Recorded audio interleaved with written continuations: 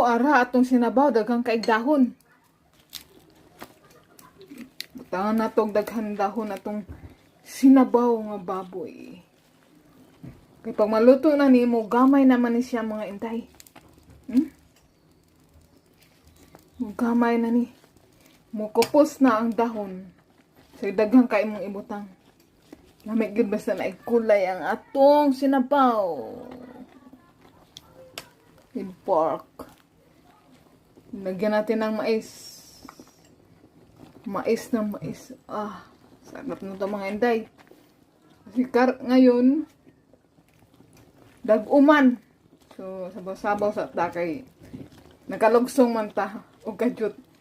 Sinimalit ang pangsabaw. Okay. Itong pork, okay kaayo.